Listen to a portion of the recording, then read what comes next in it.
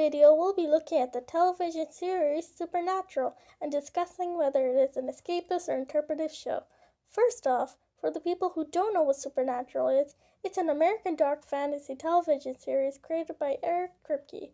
It first debuted on September 13, 2005, and is currently in its 14th season.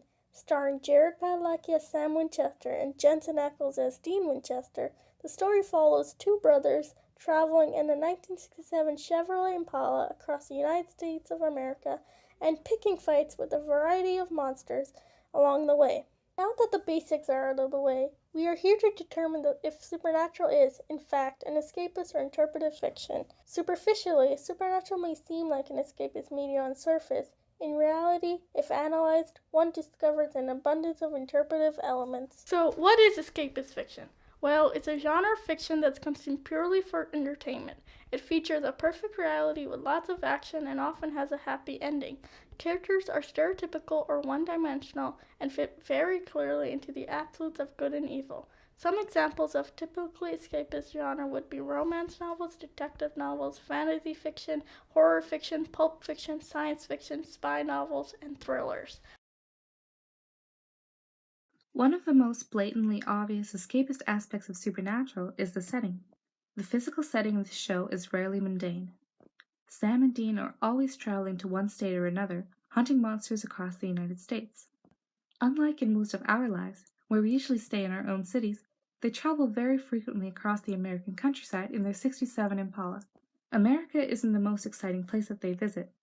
They visited other countries such as Canada, Scotland, and Germany. Some episodes even take our characters beyond Earth to heaven, the home of the good souls and angels, hell, the home of the corrupted souls and demons, and purgatory, the sanctuary of monsters. It's not just the physical setting that's exciting. The temporal setting can also be unrealistically enthralling. Multiple episodes feature time travel, including Season 6, Episode 18, Frontierland, where Sam and Dean are sent back in time to the Wild West of 1800s America, Season 7, Episode 12, Time After Time, where a time god sends Dean back to 1944. This badge was issued 68 years from now. Ace work, Crow Muncher.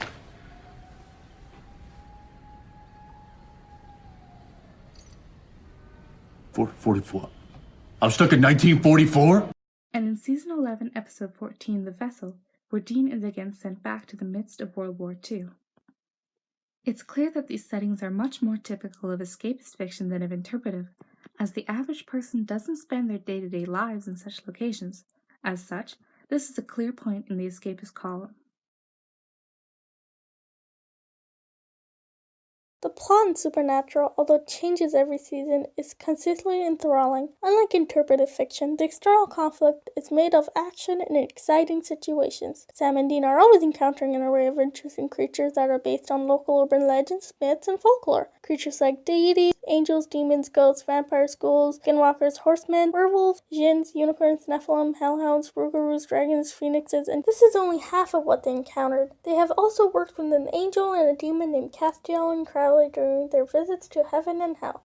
During seasons 1 and 2, they are solving the murder of their beloved mother, Mary Winchester, with their father, John. In later seasons, they are trying to save the world from destruction in its many forms. There are always extreme consequences, the outcomes are very high stakes, and the fate of the world often depends on them.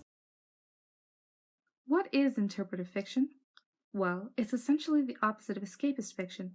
Interpretive media, unlike its escapist antithesis, is consumed in order to gain a deeper understanding of the human experience.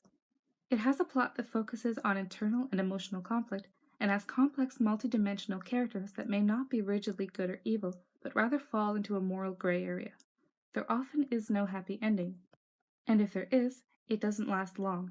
It may also challenge the audience's views on critical topics and force them to think deeper about the world they live in.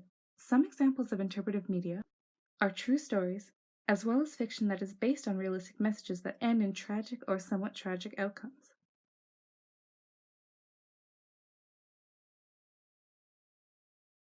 One sure sign of good character design is if the character has flaws. This is true of Supernatural's main characters, Sam and Dean. They have many flaws, but one of the most glaringly apparent ones is one that they share: their codependency. In Season 2, Episode 22, All Hell Breaks Loose Part 2, Dean makes a deal with a demon, sacrificing his life in order to get his little brother back from the dead. He couldn't live without him, after getting him back from Stanford, and he's the only family he's got, since both of their parents weren't around for them when they were little. This is only one example of the times that they've chosen each other over everything else. This extreme codependency leads to a lot of negative consequences, to the point where it impedes their ability to form meaningful relationships with others, as their excessive reliance on each other makes others feel unwanted or unimportant. In Season 5, Episode 18, Point of No Return, the angel Zachariah explains this to the Winchesters' estranged brother Adam, in an attempt to convince him that his siblings couldn't care less about him, let alone about the end of the world. So let me take a wild guess. It was Sam and Dean. Yeah.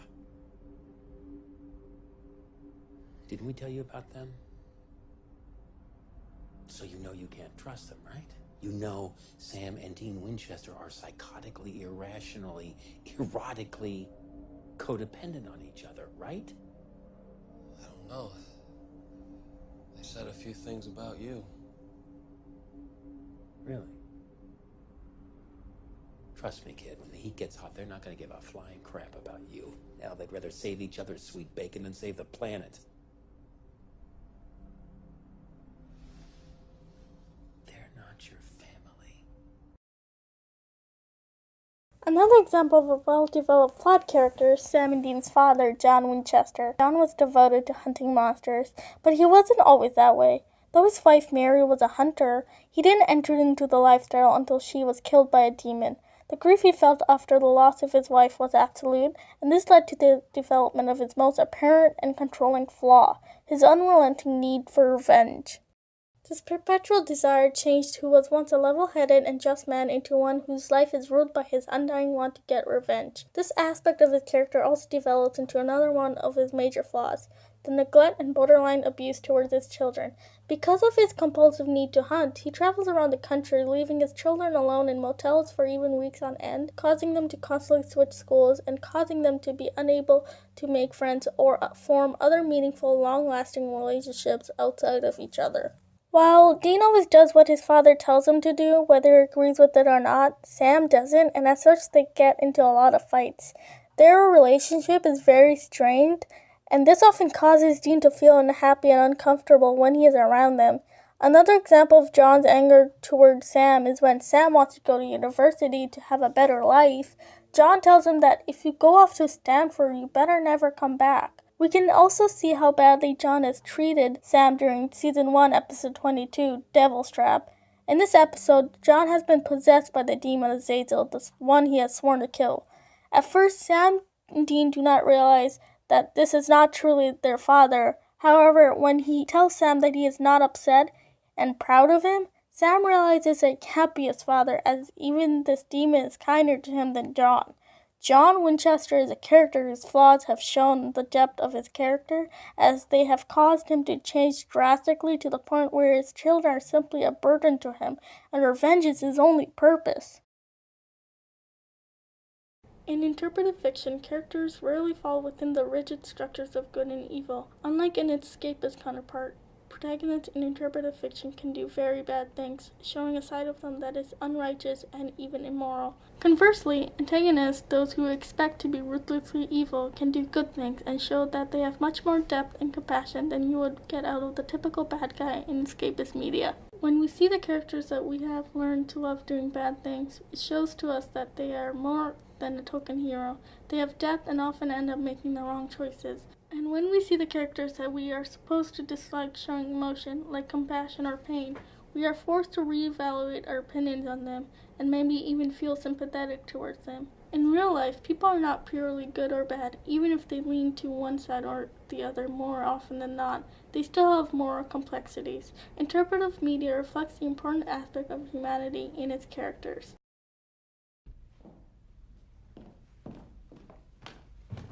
It's Crowley, right? So, the Hardy Boys finally found me. Crowley, a major antagonist and the King of Hell, is a great example for an antagonist displaying morally good behavior. In Season 5, Episode 10, Abandon All Hope, Sam and Dean meet Crowley for the first time. He is in possession of the Colt, a gun made by a 19th century hunter, Samuel Colt, that can kill anything in creation. Sam and Dean, who had previously owned the gun, want to get it back. Crowley agrees to return it, but only if they would take this thing to Lucifer and empty it in his face. I want you to take this thing to Lucifer and empty it into his face. Okay, and why exactly would you want the devil dead? He essentially wants to survive against Lucifer, as he believes Lucifer will come after the demons when he is done exterminating humankind. This is because he knows that Lucifer views demons as lesser beings below even humans. He thinks of them as a means to an end. As such, when he reaches his goal, he will not hesitate to destroy them all once the humans are out of the way. Crowley knows that Lucifer needs to die in order to keep himself and his fellow demons safe. As such, he entrusts the brothers with the Colt. However, when Sam and Dean confront Lucifer and shoot him, nothing happens. It turns out that Lucifer is one of the 5 things in creation that cannot be killed by the Colt. This obviously is very bad news for Crowley, as rumors spread that he was involved in trying to kill their master. Despite the other demons' obliviousness to the fact that Lucifer cares nothing for them, Crowley still wants to save them from his wrath. Through this example, we can see that he cares about his people enough that he will risk being known as a traitor to save them, something that could easily end up with him being killed. He is also willing to help Sam and Dean, giving a powerful weapon to some of his greatest enemies who could easily kill him in order to save his people. Another example is in Season 8, Episode 23, Sacrifice, where Crowley is being purified by Sam. Essentially, Sam is trying to turn him from demon back to human. Kevin Tran, a prophet of the Lord and a friend of Sam and Dean, decoded the demon tablet, one of the 3 words of God transcribed by the angel scribe Metatron. On the tablet were the details of 3 trials that, if completed, would result in the permanent sealing of the gates of hell. This is the last trial that Sam needs to complete in order to accomplish his goal. It consists of injecting purified blood into the demon once every hour and then reciting a Latin spell similar to that of one used in an exorcism. Sam, having purified his blood through confession, has been injecting his blood into Crowley, who in turn has shown that he's returning to his humanity. Like all demons, Crowley was a human once. After having sold his soul back in the 1600s, he was sent to hell and endured hundreds of years of torture. Though his soul has been twisted and corrupted, it still remains intact somewhere within him. This is what the final trial wishes to evoke. We can see that the process has greatly affected Crowley, and he reveals this in a climactic and dramatic scene that invokes sympathy in the viewer for an often vilified character.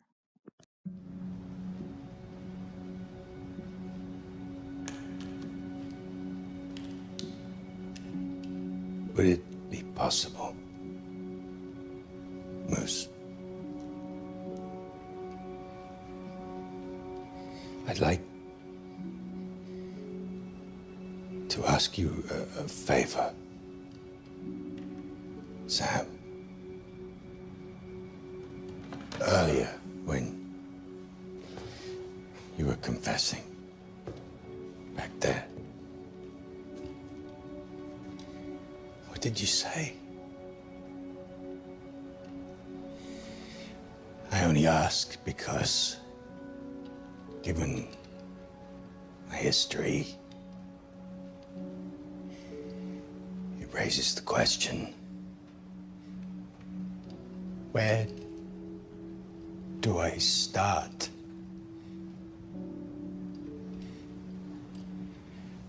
To even look for forgiveness. I mean, how about we start with this?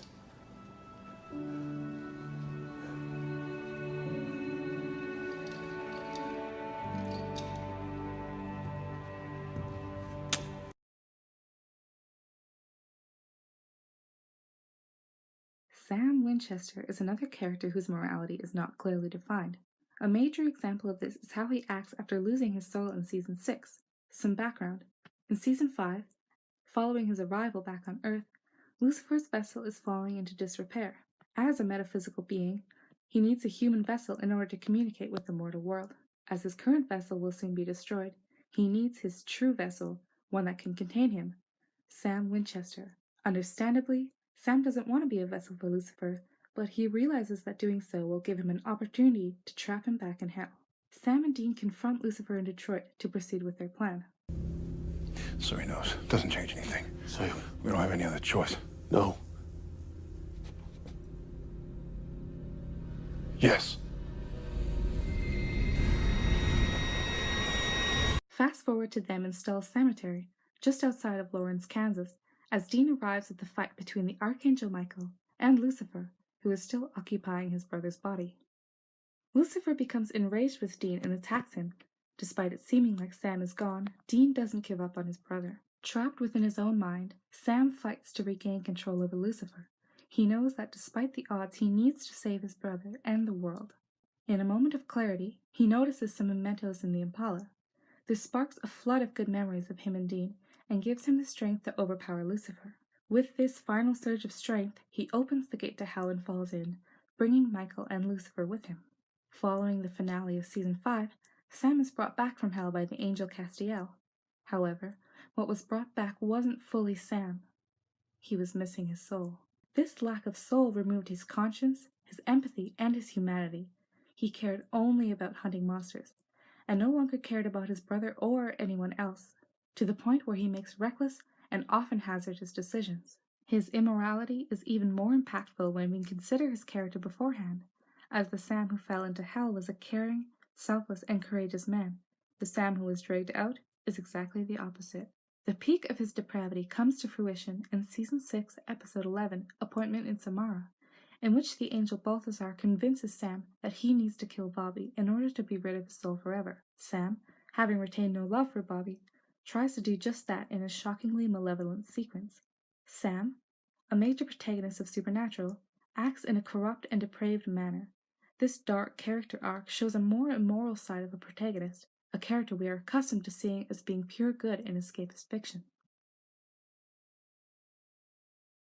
A theme is an important part of interpretive literature. While many works of escapist fiction may have a shallow theme or no theme at all, interpretive fiction seeks to explain something about humanity to those who experience it. Supernatural is no exception to this. Many themes can be extracted from this show, but one of the main themes can be expressed as follows. Despite one's best efforts, failure, whether partial or absolute, is unavoidable. Even if success is attained, it often comes with great consequences. This theme also shows up in Supernatural, especially related to Dean and the lengths he goes to in order to succeed in his goal of protecting his brother. In Season 6, Sam's body returns to Earth with his soul still trapped in hell. Dean, desperate to save his brother, visits a sketchy doctor and undertakes a risky experiment of surgically induced death in order to meet death himself and make a deal to save his brother's soul, even though he knew that if the deal worked, his brother, though they would be together again, would eventually have to live with the traumatizing memories of his time in hell. I can't erase Sam's hell, but I can put it behind a wall, if you will. A wall. In his mind, a dam to hold back the tide. Nasty, those memories. You don't want to know what they'll do to him. Believe me. Okay, a wall. Sounds good. But it's not permanent. She's right. Nothing lasts forever. Well, I do, but... Okay, so that's the choice. Sam with no soul or Sam with some drywall that if or when it collapses, he's done? Yeah. Do it. Dean is also willing to risk tremendously to save his brother when he dies. In All Hell Breaks Loose Part 1, the episode ends with Sam's first death. Dean, overwhelmed by grief, decides to sell his soul to a demon in order to bring Sam back. It works, and Dean is reunited with his brother, but a side effect of the deal was that Dean only had another year to live, and that year ended with him being dragged to hell by hellhounds. Another example is in Season 9, Episode 1, I Think I'm Gonna Like It Here. Sam, after the cessation of the final trial in Season 8, Episode 23, is in the hospital nearing death. Dean, unable to handle watching his brother die, is once again overwhelmed by desperation. He prays to the angels for help, even though they are enemies, risking being killed for a chance that one of them could heal Sam. Ezekiel, The angel who does agree to help Sam by possessing his body turns out not to be a friendly angel, but rather Gadriel, an evil angel who had been imprisoned in hell hitherto the falling of the angels at the end of Season 8. Gadriel, still possessing Sam, killed Sam and Dean's friend Kevin in Season 9, Episode 9, Holy Terror. Dean also attempts suicide in order to bring Sam back to life in Season 11, Episode 17, Red Meat. Though Sam had only appeared to be dead, Dean assumed the worst and overdosed so that he could contact a Reaper to plead for his brother's life. Billy, the Reaper he contacted, told him that if he died to save his brother, there would be no resurrections anymore. While it turned out that Sam wasn't actually dead, and Dean was revived before he could make any reckless decisions, Dean was willing to sacrifice his life to achieve his goal of protecting his little brother. Dean's need to protect Sam despite the consequences is one of the most overarching and ever-present aspects of Supernatural, and it shows the truth in the theme that success often comes with horrible consequences. The main goal of Escapist media is simply to entertain. Studying character and presenting truth about the human experience is simply not something that Escapist authors value. In Escapist fiction, the conflict we see is dramatically interpersonal and always has lots of exciting action. Interpretive authors, while they may or may not use Escapist conflict types, all rely on another type of conflict. Interpretive conflict focuses on psychological or emotional struggles, which is often less entertaining and less exciting than Escapist conflict, and is presented to analyze characters and the psychological aspects of humanity. This study into character that comes from less exciting and less happy type of conflict is something that Escapist fiction shies away from. Thus, when it occurs, we can presume that the media we are consuming is interpretive. Internal conflict is not a visible physical sort of fight. It is a fight that takes place in the thoughts and minds of our characters. While Escapist fiction doesn't put much emphasis on this conflict type as it is in the highly exciting type of action that consumers of Escapist fiction crave, interpretive fiction often uses internal struggles to better develop characters and show how people react when placed under psychological duress. Supernatural, in true interpretive fashion, shows many characters struggling with their own internal issues, and this goes on to reveal much about their personalities and helps to solidify their character. An idea that fuels much of this internal conflict is the pressure of our protagonists feel of never being able to have a chance of normalcy. It's well known among all hunters that once you enter the life, you can never leave. Even when they have a chance to get out, something drags them back in. Sam and Dean especially have trouble dealing with this fact and have experienced much psychological despair due to the desire of something better, and the harsh reality that it will never happen. A prominent example of this is Season 2, Episode 20, What Is and What Should Never Be, when Dean is captured by a djinn and hallucinates a world in which he lives a normal life. He eventually realizes that it can't be real as everything seems to be too perfect. There is a conflict with himself. He wants Sam to be happy with his girlfriend and his dream job and the life he always desired. Dean also selfishly wants to stay in this world where his mother is alive and there's no monsters and no suffering. But he also knows that he has a responsibility back in the real world, and he can't leave Sam, the real Sam, alone. Despite the yearning within his mind, he decides that he has to forsake the perfect world in place of his own imperfect one, sacrificing a chance at happiness and normalcy. Another example that fits in perfectly is Sam himself, who wants nothing more than to be normal, despite everything in his life that wants to keep him from being that way. Since Season 1, Sam has discovered that he isn't the typical person he's always desired to be. It started with precognitive abilities in the form of dreams and visions, and he later displayed other psychic powers such as telekinesis. In Season 2, it was revealed that he was one of the children chosen by Azazel to open a door to hell and free Lucifer. These developments were torturous for Sam, not only because of their implications, but also as he was struggling more than ever to regain even a slight bit of normalcy. In Season 4, Sam met the demon Ruby, who got him addicted to demon blood.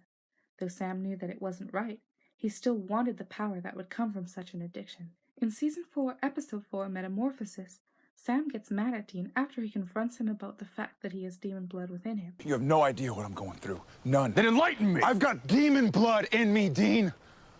This disease pumping through my veins, and I can't ever rip it out or scrub it clean. I'm a whole new level of freak.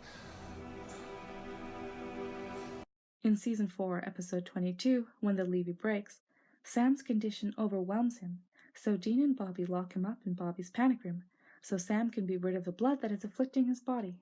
While he's in there, he hallucinates his younger self, asking why he did this to himself, and telling him that all they ever wanted was to be normal. He also hallucinates Dean, who calls him a monster. Sam doesn't want to disappoint Dean, and he thinks that he's doing the right thing. These hallucinations are devastating to Sam, and it shows that deep within his subconscious, he knows that being normal is unattainable for him. No matter how hard he tries to fight it, he already knows the truth.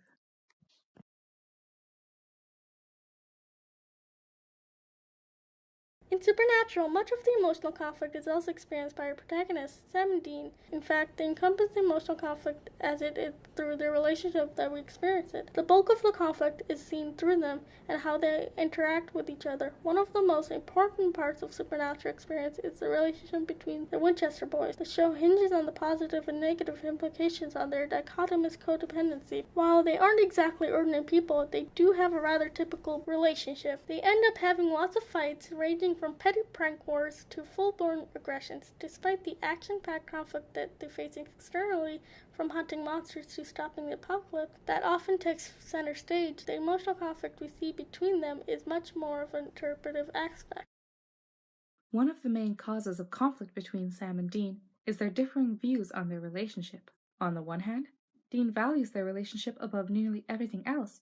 As such, he usually ends up choosing Sam over everything, including himself. Sam, on the other hand, while he does care greatly for his brother, also desires something more.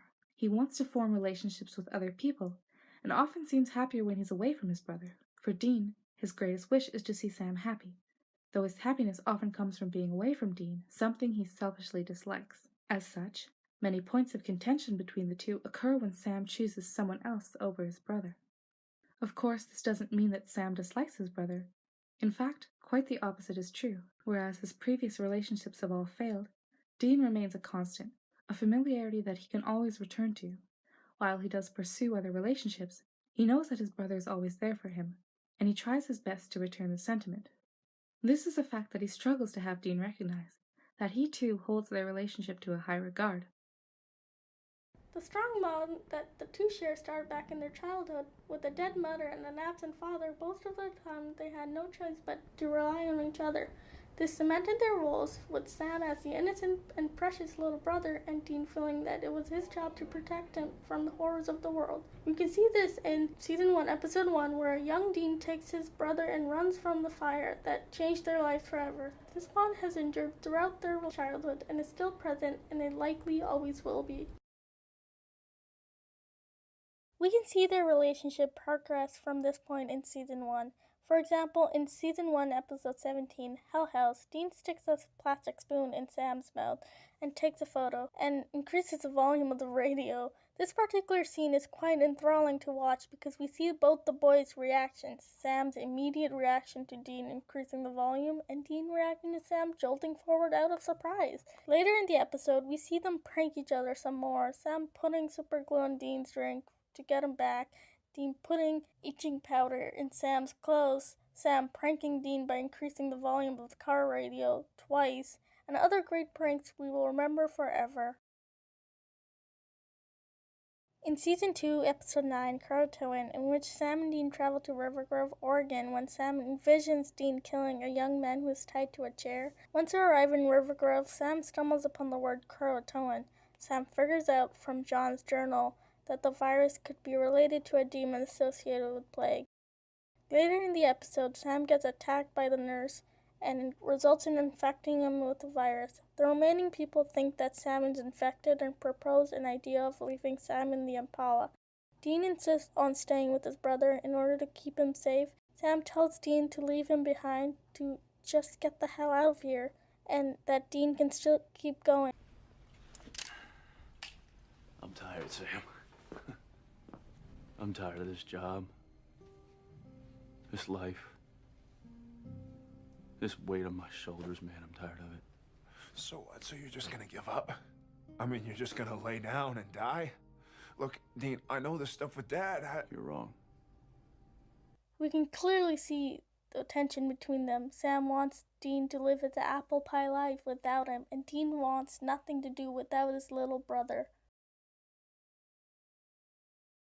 In Season 4, Episode 10, Heaven and Hell, Dean begins to tell Sam about his experiences in hell. They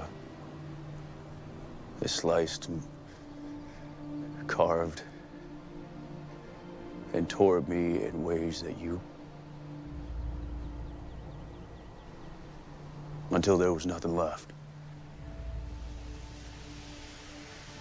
And then suddenly,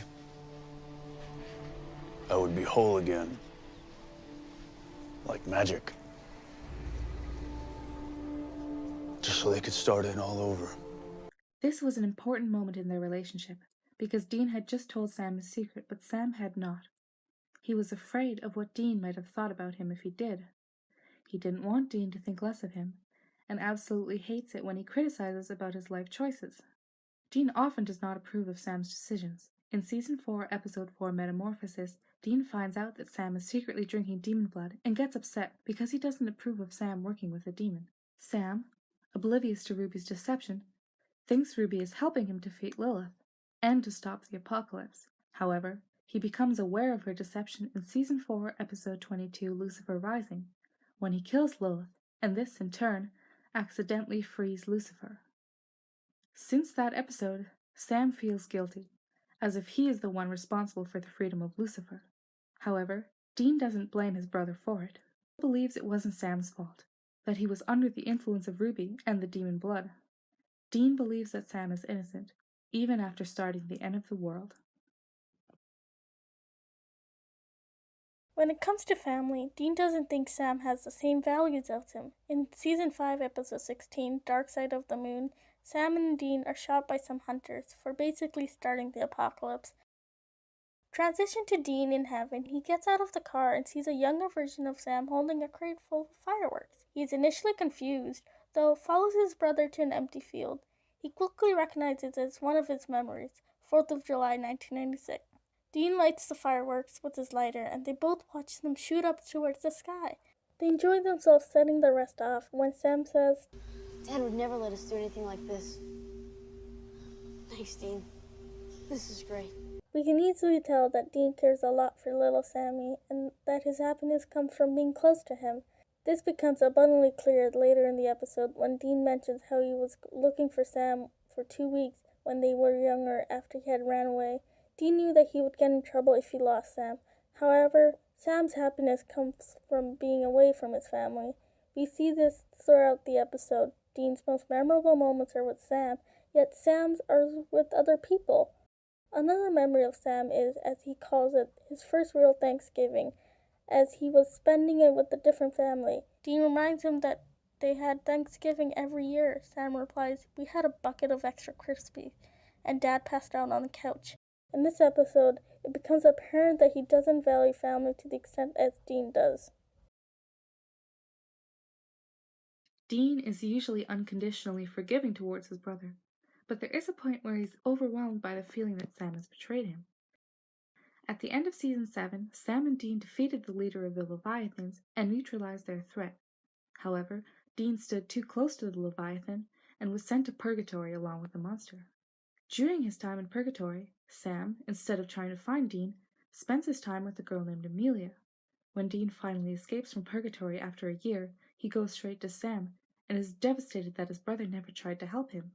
He mostly keeps this to himself, but in Season 8, Episode 6, Southern Comfort, when the boys are hunting a vengeful spirit, Dean ends up getting possessed by it. This spirit causes people to act on any grudges that they may have. This pushes Dean over the edge, and he attacks Sam. Blinded by anger, he threatens to kill him, and tells him how he really feels. Well, let's go through some of Sammy's greatest hits. Drinking demon blood, check. Being in cahoots with Ruby? Not telling me that you lost your soul? Or how about running around with Samuel for a whole year, letting me think that you were dead while you were doing all kinds of crazy? Those aren't mistakes, Sam. Those are choices! All right. You said it. We both played a little fast and loose. Yeah, I might have lied, but I never once betrayed you. I never once left you to die. And for what? A girl? You left me to die for a girl? He expresses what has angered him for the longest time about Sam, that his brother seems to care about other people more than about him. Dean would sacrifice anything for Sam. Had they switched positions, Dean would have never stopped searching for his brother. This showcases their opposing viewpoints and the intense effects that it has on their relationship. While it may seem that the fights the brothers have are too extreme to recover from, they always end up reconciling no matter what. A clear example of this is in Season 8, Episode 23, Sacrifice. Sam is nearing the end of the trial, but is stopped by Dean, who says that if he finishes the trial, Sam's dead. Sam doesn't care and wants to continue. Look at him! Look how close we are! Other people will die if I don't finish this! Think about it. Think about what we know, huh? Pulling souls from hell. Curing demons. Hell, ganking a hellhound. We have enough knowledge on our side to turn the tide here. I can't do it without you. You can barely do it with me. I mean, you think I screw up everything I try. You think I need a chaperone, remember? Come on, man, that's not what I meant. No, it's exactly what you meant. You want to know what I confessed in there? What my greatest sin was? It was how many times I let you down. I can't do that again. Sam? What happens when you've decided I can't be trusted again? I mean, who are you going to turn to next time instead of me? Another angel? Another vampire? Do you have any idea what it feels like to watch your brother just... Hold on. You seriously think that? Because none of it is true. Listen, man, I know we've had our disagreements, okay? Hell, I know I've said some junk that set you back on your heels. But Sammy, come on. I killed Benny to save you. I'm willing to let this bastard and all the sons of bitches that killed Mom walk because of you. Don't you dare think that there is anything, past or present, that I would put in front of you.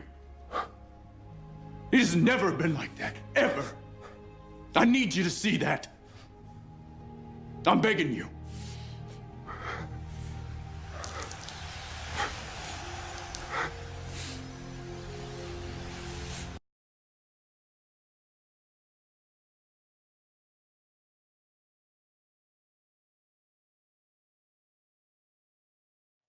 So, this is for the people who have wondered if Supernatural is indeed an interpretive or escapist show.